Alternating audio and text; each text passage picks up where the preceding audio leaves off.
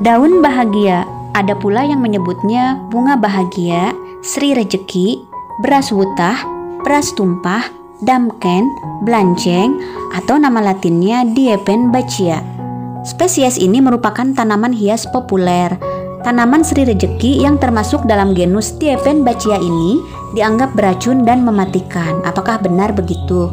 Saya sudah mengumpulkan berbagai info tentang bunga bahagia atau Diepenbachia ini.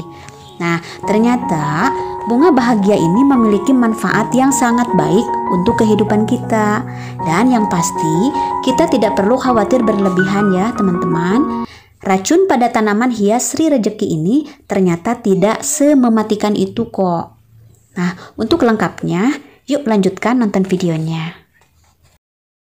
Tanaman hias yang memiliki ciri khas daun yang cantik-cantik ini dikenal memiliki cara perawatan yang sangat mudah.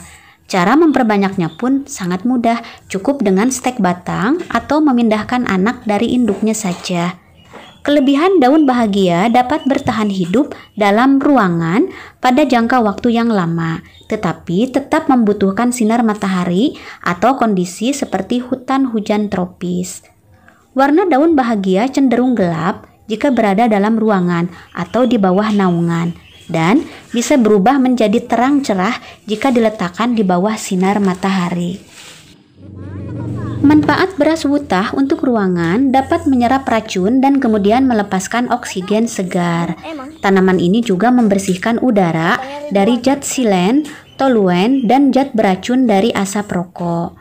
Juga menyerap zat kimia berbahaya yang berasal dari produk pembersih rumah tangga. Tanaman ini juga dapat meningkatkan iklim dalam ruangan dan mampu mengurangi jumlah bakteri dalam ruangan. Sri rejeki ini mampu menonaktifkan aureus dan beberapa mikroorganisme lainnya. Hebatnya lagi, spesies Diepenbachia ini dapat membantu penderita alergi karena dia mampu membuat kelembaban ruangan meningkat. Jadi, debu jauh lebih sedikit. Bunga bahagia juga dapat mengurangi ionisasi udara dan mengurangi radiasi elektromagnetik yang muncul dari perangkat elektronik. Nah, sekarang kembali ke anggapan beracun tadi. Tanaman sri rejeki memang bisa menyebabkan reaksi alergi, misalnya ketika memakan daunnya atau menggosok mata setelah menyentuh tanaman ini. Akibatnya bisa muncul pembengkakan. Penyebab iritasi berasal dari kandungan kalsium oksalat yang ada pada tanaman ini. Pada Diepenbachia dan tanaman lainnya, bahan kimia ini membentuk kristal yang dapat merobek dan mengiritasi jaringan mulut atau mata. Namun, bukan berarti tanaman sri rejeki ini benar-benar mematikan. Menurut Dr. Susiani Purbaningsih dari Fakultas MIPA Universitas Indonesia, efek racun getah pada sri rejeki termasuk dalam tingkatan ringan. Beracun tetapi tidak membahayakan sekali. Getahnya kalau kena orang bisa bikin gatal, tetapi ada juga yang enggak.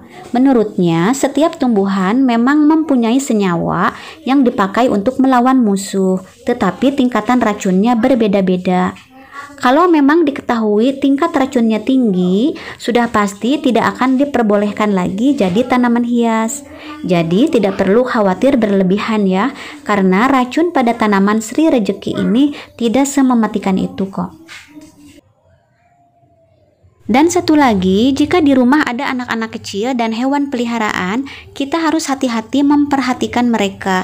Pastikan tanaman ini tidak terjangkau anak-anak kecil yang mungkin saja penasaran dan bisa menggigit daun atau batangnya. Jika misalkan anak terlanjur menelan getah Diepenbachia ini, pertolongan pertama adalah mengeluarkan getah yang masih tersisa di dalam mulut anak-anak. Minta anak-anak berkumur dengan air untuk kemudian membuang getah yang masih tersisa di mulut mereka. Segera belikan susu sebagai penawar racun. Asalkan segera ditangani medis dengan baik, perlahan kondisi anak akan segera pulih kok. Nah teman-teman, demikianlah sharing dari saya tentang tanaman Diepenbachia atau daun bahagia atau Sri Rejeki ini. Terima kasih sudah nonton video ini. Tonton juga video-video lainnya dari channel YouTube Tristan and Prudence, dan jangan lupa subscribe juga channel YouTube ini ya, biar kita bisa terus saling berbagi pengalaman dan informasi. Terima kasih. I'll see you on my next videos. Dah. Wassalamualaikum warahmatullahi wabarakatuh.